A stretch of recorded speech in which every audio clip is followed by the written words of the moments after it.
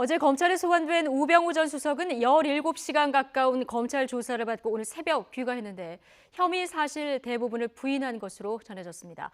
박 전 대통령도 검찰의 두 번째 방문 조사에서도 태도 변화가 없었던 것으로 전해졌습니다.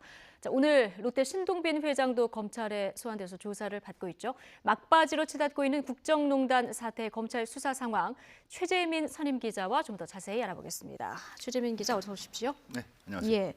자, 우병우 전 수석 어제 오전 10시쯤 출석해서 오늘 새벽 2시 40분 정도 들어갔는데요. 뭐 예상했던 대로 강도 높은 조사를 받았는데 검찰 출석할 때도 그렇고 조사받고 나올 때도 그렇고 뭔가 좀 태도가 달라졌다 이런 분석이 있는 것 같습니다. 네, 우 전 수석은 앞선 두 차례의 검찰 출석 때와는 다르게요. 다소 고분고분한 모습을 보였습니다. 그래서 이제 우 전 수석은 경직된 자세로 정면을 응시한 채 작은 목소리로 이제 답을 이어갔는데요. 그간 이제 다소 격앙됐던 목소리로 모른다라고 이제 답했던 최순실을 몰랐다라는 질문에도 어제는 네 하고 짧게 대답할 뿐이었습니다. 목소리 굉장히 작았죠. 네, 그렇습니다. 검찰 조사를 마치고 오늘 새벽 귀가하면서도 성실히 조사받고 설명했다라고 짧게 답을 했습니다. 조사는 어젯밤 한 11시쯤에 마무리가 됐는데 조서를 검토하는데 한 3시간 반가량이 걸렸다라고 합니다. 예, 그럼 뭔가 좀 심경 변화를 일으켰다 이렇게 볼 수 있을까요? 검찰 출석 당시에 달라진 모습이 혐의를 갖다가 인정했다라고는 볼 수가 없습니다. 우 전 수석이 받는 혐의가 죄명으로는 직권남용과 이제 직무유기인데요. 대표적인 게 공무원을 표적 감찰하는가 하면 세월호 검찰 수사도 방해했다는 겁니다. 그래서 이제 또한 최순실의 국정농단을 알고도 그냥 묵인했다는 것도 이제 들어가 있죠. 그런데 이런 직권남용이나 직무유기 범죄 자체가 성립돼 하는 것이 굉장히 어렵다라고 하는 게 이제 법조계의 일관된 얘기인데 이 때문에 우병우 전 수석 수사가 지지부진했던 이유도 그래서 이제 비판을 좀 받기도 했었죠. 검찰은 우 전 수석의 혐의 입증을 위해서 무려 50명에 달하는 참고인도 이제 불러서 조사를 했었는데 이 얘기는 바꾸어서 이제 보면은 그만큼 우 전 수석의 비위 입증이 쉽지 않았다는 것을 방증하는 거라고도 볼 수가 있겠습니다. 이렇게 많은 사람을 조사한 게 거꾸로 생각하면은 비위 입증이 쉽지 않았기 때문이다. 이렇게 분석할 수도 있겠네요. 자, 검찰은 어쨌든 우 전 수석 구속영장 청구한다 이런 방침을 정한 것 같고 이제 시기만 남았다 이런 분석이 나오는데요. 네, 그렇습니다. 검찰로서는 우 전 수석의 영장을 청구할 수밖에 없을 겁니다. 왜 그러냐면은 시기는 이르면 다음 주 월요일이 될 것으로 보이는데요. 우선 온 국민이 이 사건을 주목하고 있는 여론이 가장 큰 부담일 거고요.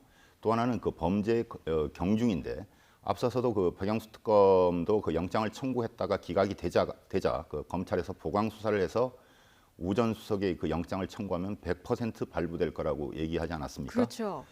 공을 검찰로 넘겼다고 이제 볼 수 있는데 그래서 이제 검찰로서는 영장 발부는 둘째치고 우 전 수석의 영장을 청구할 수밖에 없는 선택의 여지가 없는 문제라고 볼 수가 있겠습니다. 예. 어제는 박 전 대통령의 두 번째 구치소 방문 조사도 이루어졌었는데요. 여전히 혐의는 부인하고 있다 이렇게 전해지고 있습니다. 이게 일관되게 혐의를 부인하는 전략, 이런 전략을 계속 유지하는 거는 왜 그럴까요? 박 전 대통령이 받는 혐의의 대표적 제명은 뇌물과 직권남용, 강요 이렇게 이제 크게 세 가지로 이제 나눠볼 수가 있는데요.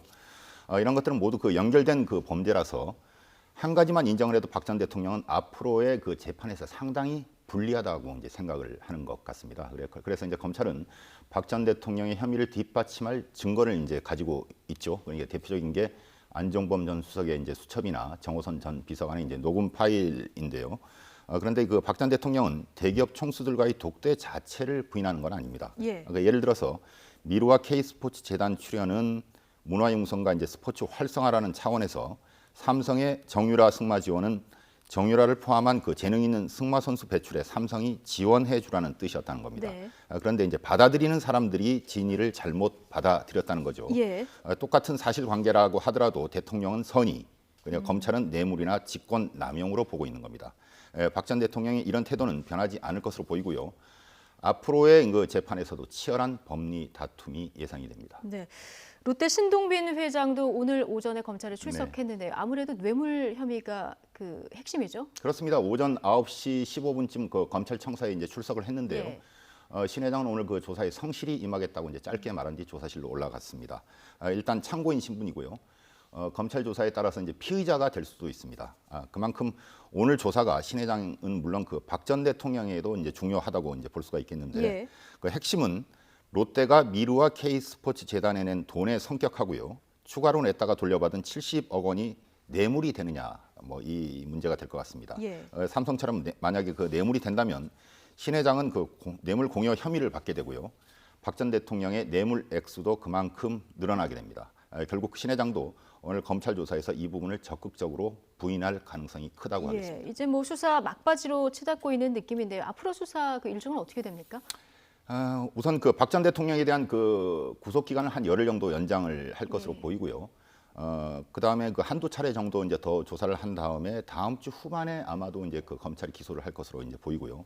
이때 이제 그 SK 최태원 회장과 롯데 신동빈 회장의 이제 처벌 여부도 결정이 될 것으로 보입니다. 예. 우병우 전 수석은 검찰이 이제 다음 주 초에 영장을 청구한 뒤 만일 영장이 이제 발부가 된다면요. 이달 말쯤에 기소가 이제 유력해 보이고 만약 우 전 수석의 영장이 기각된다면 박 전 대통령과 함께 다음 주 후반 기소할 것으로 이제 보여집니다. 예. 자, 구속된 이재용 부회장 오늘 그 재판이 시작됐는데 법정에 나왔죠?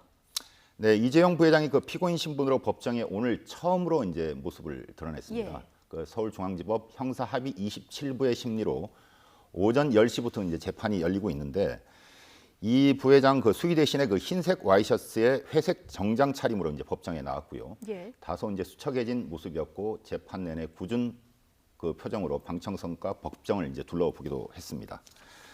오늘 재판에는 그 함께 기소된 최지성 전 미래전략실장을 비롯한 전직 삼성그룹 임원이 미리 그 피고인석에 앉아서 이 부회장을 맞았습니다. 예. 재판에는 박영수 특검도 직접 이제 출석을 했는데 예.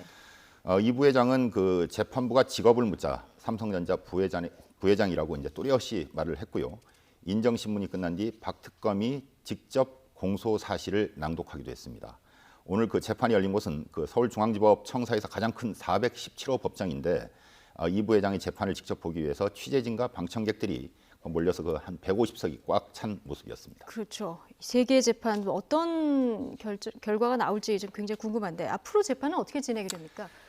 이재용 그 부회장의 재판은 매주 목요일과 금요일에 이제 그 두 차례 집중 심리로 이제 열리게 되고요. 예.